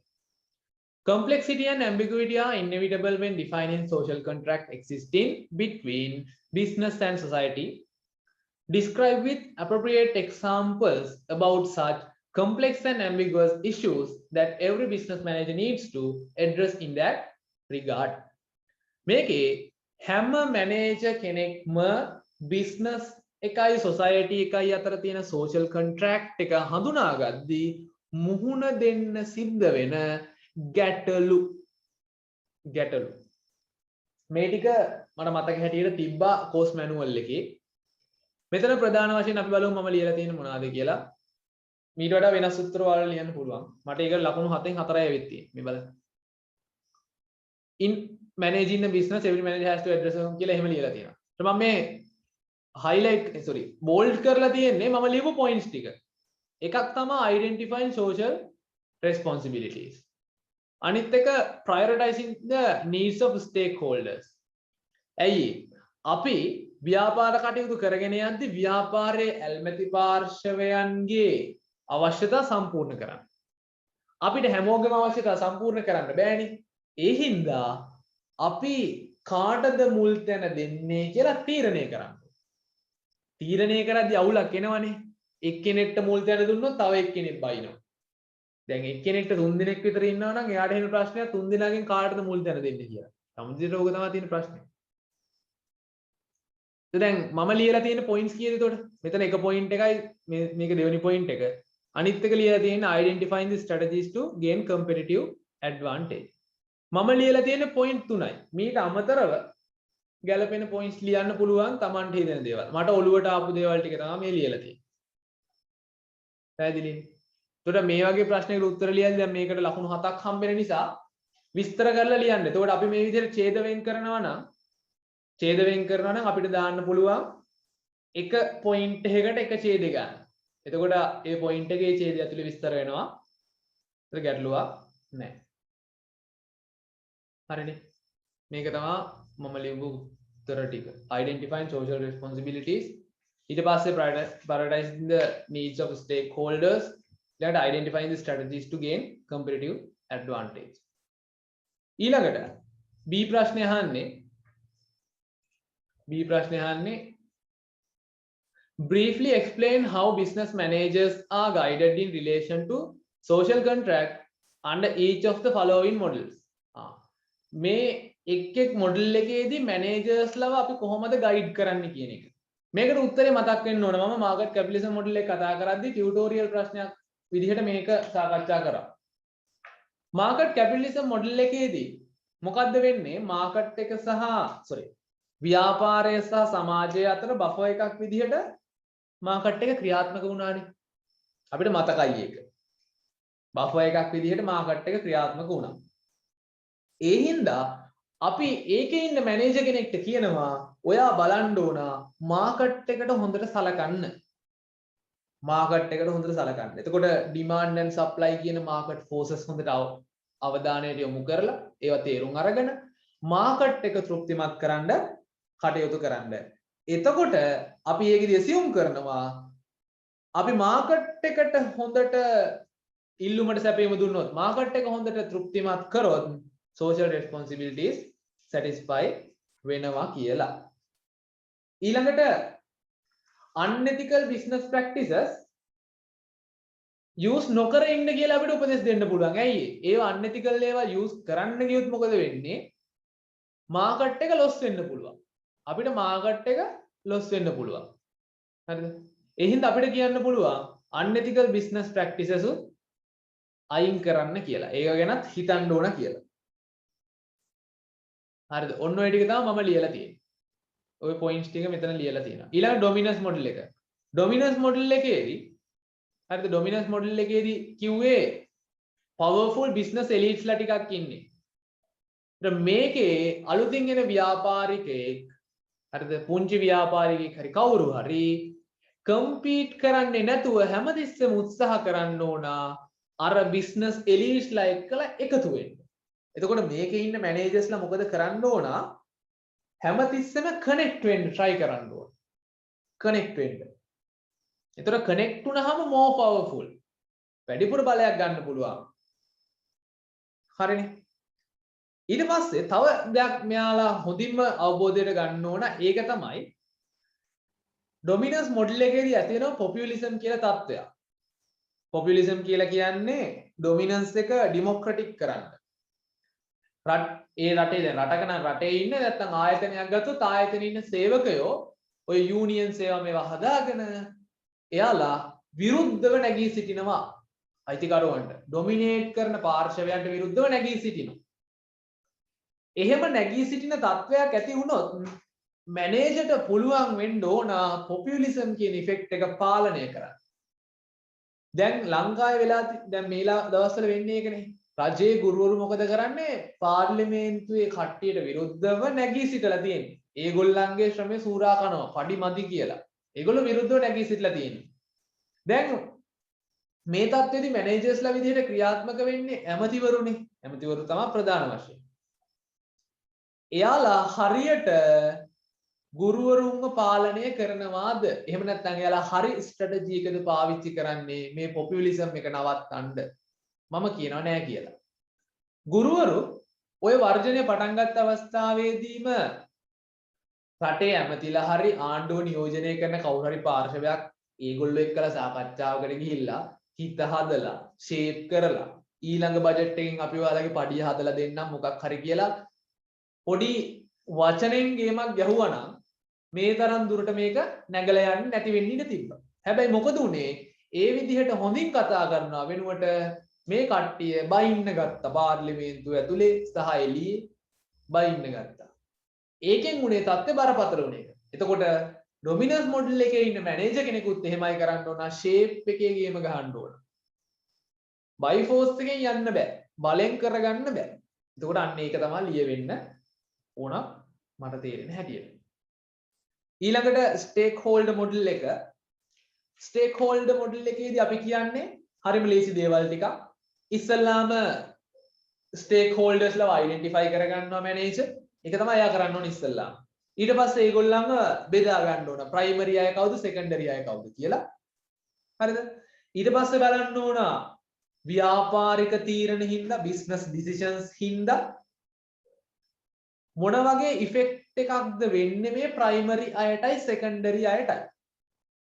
අපි හැමතිස්සෙම ප්‍රයිමරි අය ගැන විතරක් බලලත් බෑ, සෙකන්ඩරි අය ගැනත් බලන්න ඕන. නිසා දෙගොල්ලන්වම බැලන්ස් කරන්න ඕන. මේ බැලන්ස් කරන්න ඕන. ඊට පස්සේ දැන් මේ ස්ටේක් හෝල්ඩර්ස්ලා වඳුරගෙන ඒගොල්ලන්ට අපෙන් වෙන ඉම්පැක්ට් එක අඳුරගෙන අන්තිමට අපි බලන්න ඕන එයාලා අපෙන් මොනවාද බලාපොරොත්තු වෙන්නේ, ව්‍යාපාරයෙන් මොනවාද බලාපොරොත්තු වෙන්නේ කියලා. එහෙම අඳුනගත්තට පස්සේ අපිට හැමෝටම ආතල් එක දෙන්න බෑ. අපි බලනවා අපිට ආතල් එක දෙන්න පුළුවන් කාටද කියලා. කොහොමද අපි ආතල් එක දෙන කට්ටියව තීරණය කරගන්නේ? ප්‍රයෝරිටයිස් කරලා. හරිද? ඒතර අපිට පුළුවන් වෙන්න ඕනේ. ඒකේ ඉන්න මැනේජර් කෙනෙක්ට පුළුවන් වෙන්න ඕන ප්‍රයෝරිටයිස් කරගන්න. හරිද? ඒකේ යාගේ කාර්ය භාරය. ඒතර ප්‍රයෝරිටයිස් කරගන්න ඕන. හැමතිස්සෙම එතකොට ස්ටේක් හෝල්ඩර් මොඩල් එකේදී try කරන්න ඕන managing healthy relationships. managing healthy relationships. ඊළඟට අන්තිම එක countervailing forces model එක. මේකෙදී අපි කිව්වේ direct impact එකක් තියෙනවා. මේව forces 4ක් තිබ්බා. මේ forces 4 අතර direct impact එකක් තිබ්බා. ඒ නිසා එක්කෙනෙක් වෙනස් වෙද්දී අනිත් අයට ඒක බලපානවා. මේ ක්‍රමයේදී ගොඩ යන්න තිබ්බ මෙතඩ් එක ඉනෝවේටිව් වෙන එක. ඉනෝවේටිව් වෙන එක. ඒ නිසා මේකේ ඉන්න මැනේජර් කෙනෙක්ට අපි කියන්නේ ඉනෝවේටිව් වෙන්න කියලා. ඉනෝවේටිව් වෙන්න කියලා. මොකද මේකේ කවුරුත් ඩොමිනන්ට් නැහැ. කවුරුත් ඩොමිනන්ට් නැහැ. ඒ නිසා මේකෙදී ඉනෝවේටිව් වෙන්න කියලා අපිට කියන්න පුළුවන්. පැහැදිලි? හරි. එතකොට දෙවෙනි ප්‍රශ්නේ හරි. දෙවෙනි ප්‍රශ්නේ හරි. තුන්වෙනි එකත් බලමු.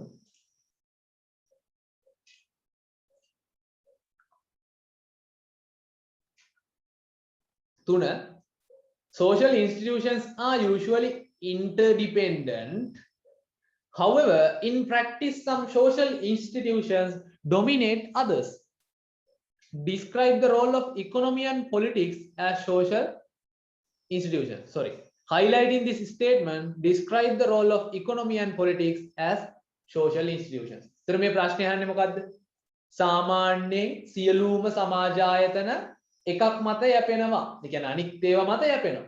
හැබැයි සමහර වෙලාවට සමහර සමාජ ආයතන අනිත් අයව ඩොමිනේට් කරනවා. පාලනය කරනවා. ඒකට අපි උදාහරණ දෙන්න කියලා තමයි කියන්නේ. ඉතින් අපි ගන්න ඕන ඩොමිනේට් කරන ඉන්ස්ටිටියුෂන්ස් විදිහට ඉකොනොමි එකයි පොලිටිකල් ඉන්ස්ටිටියුෂන් වෙයි. ලේසියෙන් අපිට කරන්න පුළුවන්. දැන් උදාහරණ මතක් වෙන්න ඕන ඩොමිනේට් කරන අවස්ථාවලට. කොහමද? ඉකොනොමි එකෙන් තමයි රැකියා අවස්ථා තීරණය කරේ. ඉකොනොමි එකෙන් තමයි රැකියා අවස්ථා තීරණය කරේ. එතකොට ඉකොනොමි එකෙන් තමයි කියන්නේ මේ රැකියාව කරන්න නම් මෙයාට මෙන්න මේ සුදුසුකම් තිබිය යුතුයි. හරිනේ. ඒ හින්දා ඒ සුදුසුකම් මිනිස්සෙක් සපුරා ගන්න නම් ඒ මිනිස්සයා ඒවා ඉගෙන ගත යුතුයි. ඉගෙන ගන්න කොහෙන්ද? এডুকেෂනල් ඉන්ස්ටිටියුෂන්ස් වලින්. එහෙනම් ඉකොනොමි එකෙන් ජොබ් එකට අදාළ රික්වයර්මන්ට්ස් ටික දුන්නා. ජොබ් රික්වයර්මන්ට්ස් ටික මිනිස්සයා ගන්න කොහෙද? এডুকেෂන් ඉන්ස්ටිටියුෂන්ස් වලින්.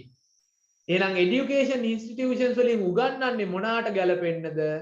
ඉකොනොමික් ඉන්ස්ටිටියුෂන් වලින් කියන ජොබ් රික්වයර්මන්ට් එකට ගැලපෙන්න.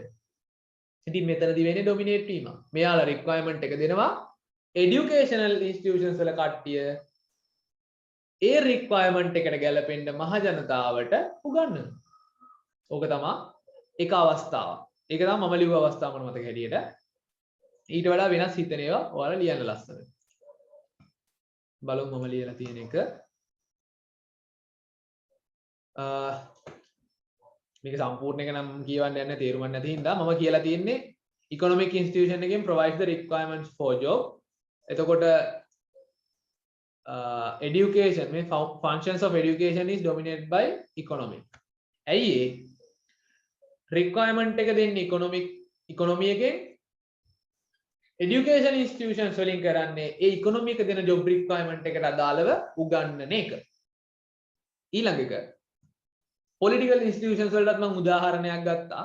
මේකෙදි මම උදාහරණය ගත්තේ government එක එහෙම නැත්නම් political institutions අනිත් ඔය religious institutions වගේ ඒවා control කරනවා කියන தত্ত্বය. අනිත් ඔය religious institutions වගේ ඒවා control කරනවා කියන தত্ত্বය. මොකද අපිට මතකයි ගැටලුවක් ආවා covid මරණ ආදාහනය කරනවාද භූමි දානය කරනවාද කියලා. එතකොට ඒ ප්‍රශ්නේ ආවේ ඇයි? ඇතැම් religious institutions වලින් කිව්වා තමන්ගේ ආගමට අනුව පුච්චන්න බෑ වලලන්න ඕන කියලා. හැබැයි රජය තීරණයක් ගත්තා. රජය තමයි අන්තිම තීරණය දුන්නේ. ඔයාලගේ ආගමේ කොහොම කිව්වත් අපේ රටේ මිනිස්සු ටික බේර ගන්න ඕන. ඒ හින්දා ඒ හුරතල් කිරිලි බෑ. අපි මේවා ටික පුච්චන්න ඕන. අරගොල්ල මොන religious institutions වලින් මොන දේවල් කිව්වත් political institution එක තමයි dominate කරේ. ඇයි ඒ? එයාලා කිව්වා ඔයාලා කියන හුරතල් කතා අපිට අදාළ නෑ. රටේ මිනිස්සුන් අපි බේර ගන්න ඕනේ. ඒ හින්දා පුච්චන්නම ඕන. එතකොට මොකද උනේ? political institution religious institution එක dominate කරා. හරිම ලස්සනයි. dominate කරා. ඉතින් ඒක තමයි මේ ලියලා තියෙන්නේ. political institutions එක ගැන කියයි. හරිනේ මම මේකේ එක දෙන්නම්. ඊළඟ ප්‍රශ්නේ අපි බලමු part B එක. Even though social changes create new opportunities and avenues for business world, some organizations are resistant to change. අපි වෙනස මේ පැත්තට වෙනස කරන් යද්දී resistance එකක් එනවා අනිත් පැත්තේ. ප්‍රතිරෝධයක්. Why are some business organizations resistant to change? ඇයි මිනිස්සු වෙනස් වෙන්න අකමැති? මේක එහෙම් පිටින්ම කෝස් මැනුවල් එකේ තියෙනවා. දැන් මේකේ කේස් එකක් රිලේට් කරලා නැහැනේ. මේකේ සරලව අහන්නේ why business organizations resistant to change. එහෙනම් අර ප්‍රතිරෝධක ටික ගන්න ඒව විස්තර කරලා ලියන්න. ලකුණු 8ක් හම්බ වෙනවනේ. ප්‍රතිරෝධක 8ක්ම ලියන්න පුළුවන්. 8ක් හෝ 7ක් අපිට ලියන්න පුළුවන්. ප්‍රතිරෝධකේ ලිව්වා. පුංචි වාක්‍යකින් ඒක විස්තර කළා. බලමු. මේ තියෙන්නේ මම දැන් මට ලකුණු 7ක් මේකට දීලා තියෙනවා. මම ලියලා තියෙනවා 1 2 3 4 5ක්. අපි මේකට මම 5ක් ලියලා ලකුණු 7ක් හම්බුණා නම් තව එකක් ලියුවා නම් ඉතුරු ලකුණත් ලැබෙවි. තව එකක් ලියුවා නම් ඉතුරු ලකුණත් ලැබෙවි. ඒ නිසා ඔයාලටත් ඒ විදිහට කරන්න පුළුවන්. ඒතර මම උඩින්ම පුංචි වාක්‍යයක් දාලා තියෙනවා ප්‍රශ්නෙම. එහෙම් පිටිම ප්‍රශ්නෙම තමයි මෙතන ලියලා තියෙන්නේ. ඒ ලියලා තියෙනවා there are many reasons that can be identified. ඊට පස්සේ මෙන්න මේ reason එක ලිව්වා වාක්‍යකින් විස්තර කරා. reason එක ලිව්වා වාක්‍යකින් විස්තර කරලා. අපි බලමු මොනවාද resistant to changes. එකක් තමයි a lack of interest in new things and intellectual laziness. සාමාන්‍ය professionals ලගේ තමයි මේ intellectual laziness එක කියලා තියෙන්නේ. accountants ලා, lecturers ලා, doctors ලා, ඒ වගේ වෘත්තීය වේදියෝ. එයාලා අලුත් දේවල් ගන්න කැමති නෑ. ඇයි ඒ? දැනට එයාලා අර හුරු වෙලා තියෙන දේවල් මත අලුතින් දේවල් ඉගෙන ගන්න එයාලට සිද්ධ වෙනවා. ඒකට කම්මැලි. ඕකට එක් ගොඩක් හොඳ උදාහරණයක් තියෙනවා. ඒ කියන්නේ ප්‍රායෝගිකව ඔයාලා ගුරුවරුත් කියලා ඇති. මගේ ගුරුවරුත් මගෙන් මම අහලා තියෙන මේ කතාව. කැම්පස් කාලේ ටියුෂන් කරන්න එනවනේ කට්ටිය.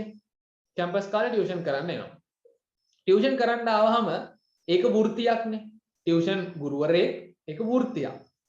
එතකොට A level අපි හිතමු A level ටියුෂන්. මෙයා A level ටියුෂන් කරන්නේදී දැනට chartered accountancy කරන්න අරගෙන අපි හිතමු business level 2 එක ඉවරයි. නිකන් උදාහරණයක් නේ කියන්නේ. හරිද? business level 2 එක ඉවරයි. දැන් ඇවිල්ලා business level 2 එක කරලා ඇවිල්ලා දැන් මෙන්න A level classes කරනවා. මෙයාගේ classes වලට හොඳට ළමයි ඉන්නවා. ඒත් එක්ක සල්ලිත් හොඳට හම්බ වෙනවා. හොඳ results උත් තියෙනවා. දැන් මෙයාගේ main focus එක තියෙන්නේ class කරන එක ගැන විතරයි. දැන් මෙයා කම්මැලි business level 2 එකෙන් පස්සේ තියෙන level ටික කරන්න. අලුතින් දේවල් එයාගේ ජීවිතේ වෙනසක් ඇති කරගන්න බයයි නෙමෙයි කම්මැලි. ඇයි ඒ? මෙයා දැන් A level මට්ටමට හොඳට මේ දේවල් ටික දන්නවා. තෙම්පරාදු වෙලා තියෙන අසම්මුලන්න අරු ගන්නන්න පුළුවන්. ඉතින් කල්පනා කරනවා මම පාඩම් කරන්න යොදන වෙලාවත් ළමයි වෙනුවෙන් යෙදෙවුවා නම් හොඳයි නේ කියලා. ඒක කම්මැලි හින්දා ඇත්ත කතාව පාඩම් කරන්න කම්මැලි හින්දා මෙයා A level වලටම හිර වෙලා ඉන්නවා. වෙනස් වෙන්න හදද්දී business level එකෙන් එහාට එයා කරන්න බලාපොරොත්තු වෙන්නේ නැහැ. හරි. මම හිතනවා පැහැදිලි කියලා. එතකොට ඒක එකක්. ඒ හින්දා තමයි කියන්නේ මේ කැම්පස් එක ඇතුලේ ඉන්න කාලෙදී කරන එක්සෑම් සේරම කරලා ඉවර කරගන්න කියලා. හරිද? තියෙන courses ඔක්කොම කරන්න. ඊළඟට fear forwards new things. business managers ලා උනත් අලුත් දේවල් සම්බන්ධයෙන් බයයි. ඒ හින්දා එයාලා අලුත් වෙන්න කැමති නැහැ. traditional attitudes. ඊළඟට ignorance ගණන් ගන්නෙ නැහැ. ignorance ගණන් ගන්නෙ නැහැ. එහෙම නැත්නම් මේක ඕනේ නැහැ. අයියෝ ඕක නම් මොකද්ද ඕනේ නැහැ කියලා කියනවා. ඇයි එහෙම කියන්නේ? දන්නේ නැති හින්දා. දැන් අපි හිතමු මෙන්න මෙහෙම දෙයක්. ලංකාවේ මම නිකන් උදාහරණයක් කියන්නේ. හරිද? ලංකාවේ දැනට සාමාන්‍ය පිළිගත් professional qualifications CA හොමම තියෙනවානේ මම මේ පැහැදිලි වෙන්න මෙහෙම කියන්නේ. හරිද? දැන් මෙහෙම professional qualification දෙකක් තියෙනවා. දැන් ලංකාවේ ඇවිල්ලා ලංකාවේ branch එක පටන් ගන්නවා CPA කියන institute එකේ. දැනටත් තියෙනවා. CPA කියන institute එකේ. එතකොට අපේ කට්ටිය හුරු වෙලා තියෙන්නේ A level කරපු ගමන් ආය ගැම්මටම chartered කරනවා. ගැම්මටම සීමා හරි ACC හරි මොකක් හරි එකක් කරනවා CMA හරි. දැන් CPA කියලා institute එකක් තියෙනවා. මේකට යන්න කැමති නෑ. ඉග්නෝ කරනවා ඒ වෙනස. CPA කියන qualification එක මෙයාලා ඉග්නෝ කරනවා. අයියෝ CPA නේ ඕනේ නැහැ. charteredම කරනවා. කරන දන්න එකම මම කරගෙන ඉන්නවානේ කියලා හිතනවා. ඇයි එහෙම හිතන්නේ? CPA කියන එකේ value එක මේකේ තියෙන වාසි අමාසි කිසි දෙයක් එයා දන්නේ නැහැ. දන්නේ නැති හින්දා අයියෝ ඕනේ නැහැ කියලා දන්න chartered එකම කරගෙන ඉන්නවා කියලා කියනවා. ඒක එක උදාහරණයක්. ඒ විදිහට ගන්න පුළුවන්. ඊළඟට economic disparity හේතුව වෙනස් වෙන්න සල්ලි නැහැ. මට CPA කරන්න ඕන. හැබැයි මේක Canada based qualification එකක්. නිකන් උදාහරණයකට Canada based qualification එකක්. මට ඒකට සල්ලි ගෙවන්න වෙන්නේ වෙනත් currency වලින්. ඒ කියන්නේ රුපියල් වලින් නෙමෙයි. එතකොට ලොකු මුදලක් ගෙවන්න වෙනවා. ඉතින් මට සල්ලි නැහැ. ඒ හින්දා ලංකාවේ මුදලින් අඩුවට කරගන්න තියෙන CACM මම කරගන්නවා. economic disparity. සල්ලි නැහැ. හරිනේ. ඒතර ඒක ලියන්න පුළුවන්. ඊළඟ ප්‍රශ්න. තව ප්‍රශ්න දෙකයි තියෙන්නේ. ටක් ගාලා ඉවර කරන්න පුළුවන්. Democracy is widely recognized form of government that fulfills the needs of people. Discuss how democracy is functioning as the government of the people by highlighting its fundamental principles. Then democracy එකේ fundamental principles ඔළුවට එන්න ඕන. course manual එකේ තිබ්බ. liberty එකෙන් පටන් ගත්තාම ගොඩාක් principles තිබ්බා. මතක ඇති liberty. තව මොනවද තිබ්බේ? ඊට පස්සේ equality. ඊළඟට protecting human rights. දැන් බලන්න මෙතෙන්ට ලකුණු 7ක් හම්බ වෙනවනේ. ප්‍රශ්නේ කියන්නේ highlight කරන්න කියලා fundamental principles. එහෙනම් එක ලකුණක් ගන්න එක point එකක් අපි ලියන්නම වෙනවා. එතකොට liberty, equality, human rights, ඊට පස්සේ citizen partnership, ඊළඟට political tolerance, free and fair elections වගේ 7ක් කරුණු 7ක් හෝ 8ක් ලියන්න.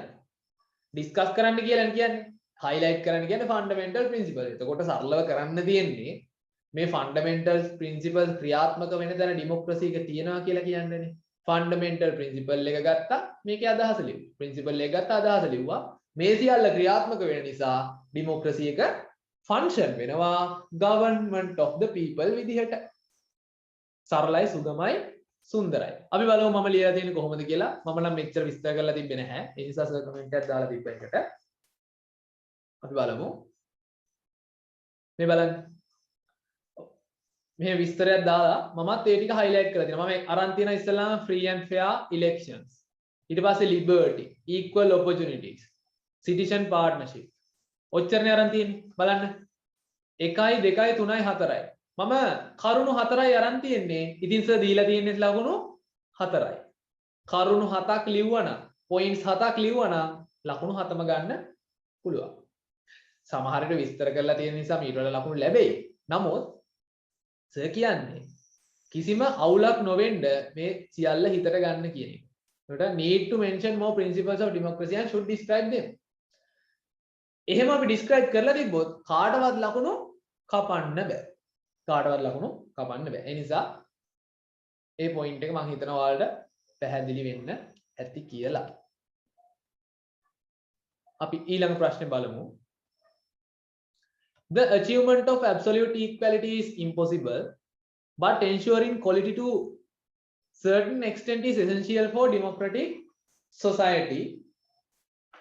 Explain the concept of equality and its importance in a democratic society. Concept of equality කියන concept එක explain කරන්න. වචනේ explain. වචනේ මොකද්ද?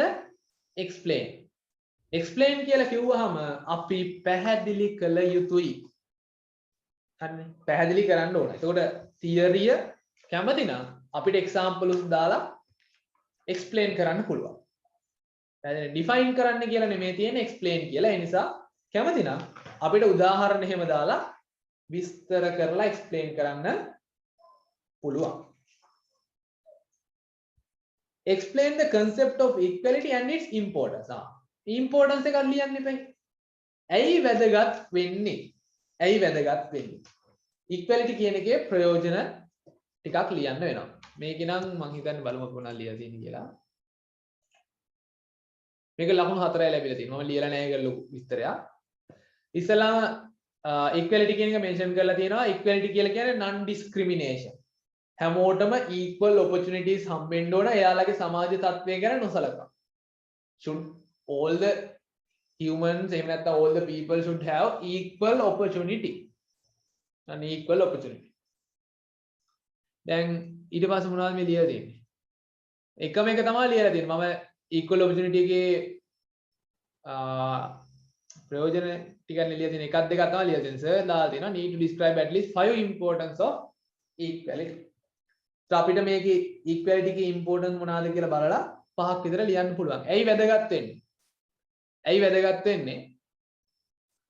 political equality එක ගත්තොත් political equality එක ඕන සමාජයේ political tolerance එක පවත්වාගෙන යන්නේ සහ citizen partnership එක පවත්වාගෙන යන්නේ. ඒකට ඒක political equality එක ඕන. ඊට පස්සේ අපි ගත්තොත් තියෙනවානේ social equality, civil equality. ඔන්න ඔය හැම point එකෙම එක කරුණ ගන්න මේකට add කරා නම් හරි. point එකෙම එක කරුණ ගන්න add කරා නම් හරි. මට මතක හිටියේ මේවා presentation එකේ හැම පිටින්ම තිබ්බා. හරිනේ. ඒකට මටත් ඔක්කොම මතක නැහැ. කටපාඩම් කරලා නැහැ එකක්වත්. මොකද open book නිසා. ඒකට මම හිතනවා මේ උත්තරය ලියා ගන්න format එක ඔයාලගේ ඔළුවට යන්නේ නැති කියලා. open book නිසා කටපාඩම් කිරීමක් අවශ්‍ය වෙන්නේ නැති නිසා මමත් එහෙම ඔළුවේ තියාගෙන නැහැ. හරි. අපි බලමු ඊළඟ ප්‍රශ්නේ. අන්තිම එක. State is a political institution that exists with sovereign power in certain territory over the population. Sovereign power කියන එක මම ලස්සන උදාහරණයකින් කියලා දුන්නා internal sovereignty එක සහ external sovereignty එක. ඒකට උදාහරණයක් ගත්තේ චමුදිතව මතක ඇති ස්ටේටස් එහෙම ගියා ඒ වීඩියෝ එක. මෙහෙම දෙන්නෙක් ඉද්දිමු මැද්දෙන් ඇවිල්ලා හිට ගන්න එක මතක ඇති එක. එතකොට ඒවා මතක් වෙන්න ඕන. ලස්සන උදාහරණ මම ගත්තොත් මතක් වෙනවා නම් හරියද? මට සතුටුයි. ඊළඟට එහෙම විස්තරයක් කියලා අපි බලන්න ඕන. Differentiate parliamentary government from presidential government. parliamentary government එකයි presidential government එකයි differentiate කරන්න කියනවා. අවකලනය කරන්න නෙමෙයි කියන්නේ. ලකුණු 7ක් හම්බ වෙනවා. දැන් මේකට මම පුරුද්දට ලිව්වේ point form එකේ නැත්නම් ඡේද විදිහට ලිව්වේ. හැබැයි මේකට වඩාත් ලස්සනට උත්තරේ ලියන්න පුළුවන් අපිට බගුවක් ඇතුළට දැම්මොත්. එතකොට එකකට points 3 ගානේ වැටෙන්න වගුවක් ඇතුලේ එක පැත්තකට පාර්ලිමේන්ටරි දාලා අනිත් පැත්ත ප්‍රෙසිඩෙන්ෂියල් දාලා උත්තරේ ලියන්න පුළුවන්. රිසර්ච් එක සජෙස්ට් කරලා තිබුණා. අපි බලමු උත්තරේ කොහොමද එන්නේ කියලා. දැන් මේ බලන්න මම ඡේදයක් විදිහට ලියලා තියෙනවා. එතකොට මේකට ලකුණු 7න් 4ක් වගේ තමයි වැටලා තියෙන්නේ. කමෙන්ට් එක තියෙනවා better to answer in points or in a table. point form එකකින් හරි එහෙම නැත්නම් table එකකින්. table එකකින් ලියනවා වඩාත් හොඳයි ඉතින්. with explanation and need to mention examples. වෙනස ලියද්දි parliamentary form එකට example එකකුත් ලියන්න, presidential form එකට example එකක් හෝ දෙක තුනක් ලියන්න. එතකොට මේ අර මිස් වෙච්ච ලකුණු තුනත් අපිට සුරැක ගන්න පුළුවන්. රැක ගන්න පුළුවන්. ඒකට මිස් වීමක් වෙන්නේ නැහැ. මිස් වීමක් වෙන්නේ නැහැ. පැහැදිලිනේ? හරි. මේක මතකනේ presidential form එකයි parliamentary form එකයි අතර වෙනස. presidential form එකේදී relationship එකක් තිබ්බේ නැහැ. ඊළඟට අපි දැන් ඉස්සෙල්ලාම අපි ගන්නවා වෙනස් කරන්න හේතුව. මේ message දාන ඒවා මේ hosting account එකට දාන්න පොඩ්ඩක්.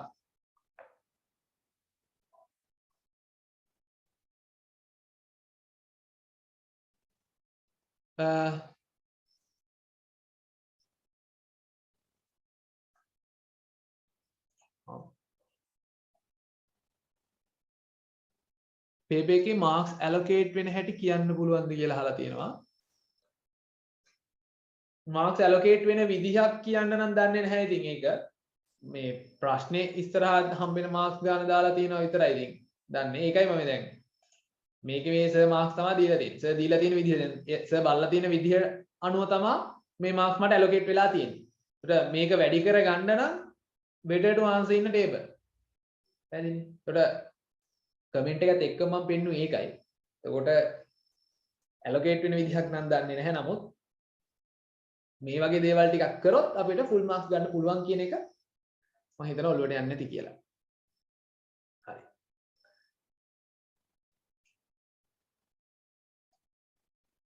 paper එකේ structure එකද දන්නේ? paper structure එක මේක නෙමෙයි. paper structure එක මට මතක හැටියට ප්‍රශ්න 3යිද කොහෙද අපිට ලියන්න තියෙන්නේ. ඒක නම් group එකේ දාලා තිබ්බා. ඔයා පොඩ්ඩක් LMS එකට ගිහිල්ලා බැලුවත් LMS එකේ දාලා තියෙනවා paper structure එක. paper structure එක නම් මට දැන් මතක නැහැ මම ඕනනම් බලලා කියන්නම්. ඒකේ LMS එකේ දාලා තියෙනවා. මතක හැටියට ප්‍රශ්න 3ක් ලියන්න තියෙනවා. හරි. අපි බලමු අන්තිම එක. මොකක්ද අන්තිමට අහලා තියෙන්නේ කියලා. Briefly explain four functions of a constitution. මේ ප්‍රශ්නෙට උත්තරේ නම් ස්ලයිඩ් වල තිබ්බේ නැහැ. main functions of a constitution. මම මේ ප්‍රශ්නෙට උත්තරේ ලිව්වේ Google එකෙන් search කරලා. හරිද? නිකන් Google එකේ search කරා functions of a constitution කියලා. අපි බලමු මොනවාද ඇවිල්ලා තියෙන functions කියලා. පළවෙනි එක define and limit government powers. ව්‍යවස්ථාව කියලා කියන්නෙම rules and principles set එකක් කියලා කිව්වනේ. හරිද? ඊට පස්සේ කිව්වා මේක තමයි government එකේ organisation එක තීරණය කරන්නේ. බලය බෙදලා යන විදිහ තීරණය කරන්නේ. එන්නේ ඒක constitution එකේ definition එකේම තියෙනවා. එහෙනම් government එකට හම්බෙන powers ටික තීරණය වෙන්නේ කොහෙන්ද constitution එකේ. ඒ හින්දා අපිට කියන්න පුළුවන් define and limit government powers. හරිනේ. ඒතර government එකේ branches තුනයි legislature, executive and judiciary. ඔය legislature එකට, executive party එකට, judiciary එකට හම්බෙන powers ටික constitution එකේ articles වල mention කරලා තියෙනවා. හරිනේ. ඒතර ඒක තමයි අපි ලියවෙන්න ඕන. ඒක තමයි ලියවෙන්න ඕන. ඊළඟට අපි දන්නවා අපේ 1978 constitution එකේ chapter 3 නේ. ඔව් chapter 3 ද කොහෙද? article 10 වල ඉඳලා fundamental rights තියෙනවානේ. ඒතර හැම constitution එකකම fundamental rights වලට වෙනම article set එකක් තියෙනවා. එහෙම නැත්නම් chapter එකක් තියෙනවා. constitution එකේ එක කාර්යභාරයක් තමයි එහෙම නැත්නම් එක function එකක් තමයි establishing fundamental rights which the government cannot infringe. එතකොට constitution එකේ තියෙනවා fundamental rights මෙන්න මේවායි government එකට මේවා කඩ කරන්න infringe කරන්න බෑ. එහෙම කඩවීමකට ලක් වුණොත් මූලික අයිතිවාසිකම් කඩවීමකට ලක් වුණොත් ඒවට අදාළ remedial actions ටික constitution එකේම තියෙනවා. මට මතක හැටියට article 28 වලද කොහෙද තියෙනවා 1978 constitution එකේ. හරිනේ. ඊළඟට detail the structure, rules, operating procedures of government. ඇත්ත government එකේ definition එකේම තිබ්බා rules, principles. constitution එකක් කියලා කියන්නේ set of rules and principles. එහෙනම් government එකේ rules and principles කොහෙන්ද කියලා තියෙන්නේ constitution. කොහෙන්ද කියලා තියෙන්නේ constitution එකේ. හරිද? දැන් මම ඒක විස්තර කරලා නැහැ මේක. හදිස්සියට මේල් එක දාගන්න ඕනේ ඒවා විස්තර කරලා නැහැ. Google කරොත් නම් උත්තර ටික ගන්න පුළුවන්. ඊළඟ අන්තිම එක serve as the supreme and fundamental law of the nation and the state. ව්‍යවස්ථාව තමයි ලංකාවේ එහෙම නැත්නම් රාජ්‍යක මුදුන් මල් කඩ. supreme law constitution එකට පස්සේ තමයි constitution එකට යටින් තමයි අනිත් අනපනක් තියෙන්නේ. ඊට පස්සේ තමයි අර නඩු තීන්දුව මේවා තියෙන්නේ. එතකොට constitution එක තමයි උඩින්ම ඉන්නේ peak එකේ ඉන්නේ ලොක්කා constitution එක. ලොක්කා constitution එක. හරිනේ. එතකොට ඕක තමයි 2020 පේපරේ කතන්දරේ. මම මේ කමෙන්ට්ස් උත් එක්කලා තියෙන එක පෙන්නුවේ. එතකොට ලකුණු 100ට 100ම ගන්න ඔයාලට chance එක ලැබෙවි කියලා හිතලා.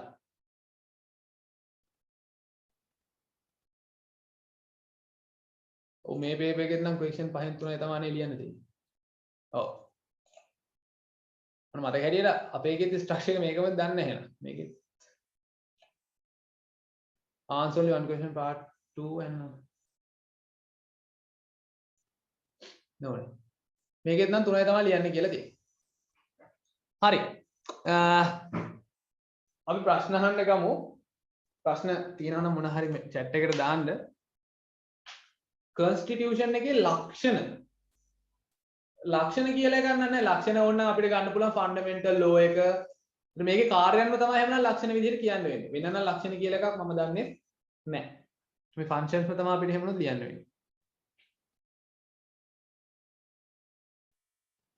හරි. විනාඩියක් දෙන්න මට. විනාඩියක් දෙන්න.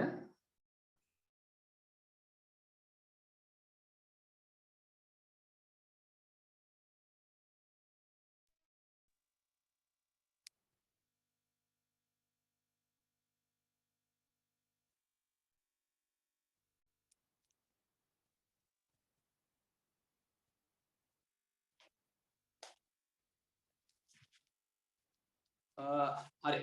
අපි එතකොට අපි මේක අන්තිම තැනට ආවා. මම දන්නේ අද පේපර් එක සාකච්ඡා කරපු කාලේ මම තේරුණාද කියලා. මම ඒකේ PDF එක ෂෙයා කරන්නම්. ඒක 100% නිවැරදි පිළිතුරවත් 100% සම්පූර්ණ පිළිතුරවත් නෙමෙයි. මම පැහැදිලිවම මේක කියන්න ඕනේ. ඒක 100% නිවැරදිකවත් 100% සම්පූර්ණ එකවත් නෙමෙයි. ඒක මට තේරෙන මගේ මට්ටමේ ලියපු පිළිතුරක්. හරිනේ. අපි එතකොට මොන හරි ප්‍රශ්න තියෙනවා නම් තව විනාඩි දෙක තුනකින් කතා කරමු. වචනයක් කියන්න ඕන අන්තිම මොහොතේ. ඒක තමයි අපි මම කුපිඩි කරන්න ගත්තේ මැයි මාසේ. මට මතක ඔව් මැයි මාසේ. එතකොට මැයි මාසේ ඉඳලා මේ වෙනකම් කරපු හැම එකටම කීප දෙනෙක්ම මහන්සි වුණා මේකට. මම මෙතන ඇවිල්ලා මේක කිව්වට මේකට තව කීප දෙනෙක්ම මහන්සි වුණා බෑග්ග්‍රවුන්ඩ් එකේ ඉඳලා. එයාට විනාඩියක් අරගෙන පුංචි ස්තුතියක් කරනවා. දැන් කට්ටිය ඉන්නවනේ මෙතන 115ක් ඉන්නවා. එයා ඉන්න තැන ස්තුතිය දෙන එක මම හිතන හොඳයි කියලා. එක්කෙනෙක් තමයි චමුදිත. අනිත් එක්කෙනා චමුදිත තමයි ගොඩක් උදාහරණ වල කරන්නේ. චමුදිත අනිත් එක්කෙනා අංජුල. ඒ දෙන තමයි ලින්ක් එක හොයන්න සෑහෙන ගේමක් දුන්නේ හැමදාම. ඊට පස්සේ දිනා චේතක සෙට් එකක් ඉන්නවා. නම් කිව්ව සෙට් එකක් ඉන්නවා. එක පැත්තකින්. අනිත් එක අපිට මේ දක්වා ලින්ක් එක හැමදාම 300 දාන්න පුළුවන් ලින්ක් එක හැමදාම කරදර කරලා අපි ඉල්ලගන්නේ ටිෂානිගේ. ඒකට ටිෂානි ඉන්නවනම් එයාට thank you. ලින්ක් එක දුන්නාට අපිට හැමදාම කරදර කරලා සමහර දවස්වල ලින්ක් එකෙන් හැරෝගෙන ලින්ක් එක ඉල්ලගන්න. එයාට thank you. අනිත් එක්කෙනා අපි සසන්ති සමහර PDFs දැන් අද හදපු එක නම් මම හදපු එක සමහර PDF එයා හදපු එක තමයි ෂෙයා කරලා තියෙන්නේ. ඒකට මට PDF එක හදාගන්න බැරි වෙලාවට එයාට කියලා තමයි PDF එක එයාගේ PDF එක තමයි ෂෙයා කරන්නේ. ඒකට එයා එක පැත්තෙන් ලොකු සපෝට් එකක් දෙනවා. ඒත් එක්ක අනිත් පොදුවේ ටැග් කරන්න තියෙන්නේ මට මේ එක දවසක් මේක කරමු කියලා කිව්ව සෙට් එකට අපේ 2 group එකේ සෙට් එක ඒගොල්ලෝ තමයි කිව්වේ නිකන් කරලා බලමු මේම කියලා. ඊට පස්සේ ඒගොල්ලන්ට සෙට් කියලා හිතුණා. හින්දා තමයි අපි මේක අත්තරක් විදිහට කරන්න තීරණය කරේ. රවින්දු අයියා ඇතුළු කට්ටියට thank you. මම හිතනවා මේ කුපි සෙට් එකෙන් ඔයාලා දෙයක් ගන්න නැති කියලා. මට පුළුවන් උපරිමයෙන් මම මේ දේ කරා. හරිනේ. එතකොට ඔයාලා මොනවා හරි දෙයක් ගත්තා නම් ඒක තමයි ඉතින් සතුට. එක්සෑම් එක තියෙන්නේ 25 වෙනිදා. සෝෂියල් සබ්ජෙක්ට් එක තියෙන්නේ 25 වෙනිදා. හොඳට ලියන්න කට්ටිය. මට පුළුවන් විදිහට මමත් හොඳට ලියනවා. ඔයාලත් හොඳටම ලියන්න. හොඳ රිසල්ට් එකක් ගන්න පුළුවන් කියලා කට්ටියම තෑන්ක් කරනවා. එහෙනම් අපි මීටින් එකේ රෙකෝඩින් එක එඩිට් කරන්න. thank you හැමෝටම මේ දවස් ටිකේ ජොයින් වුණාට. මොනවා හරි ගැටලු තියෙනවා රෙකෝඩින් එකෙන් කරලා පස්සේ අපි කතා කරමු. thank you. good night.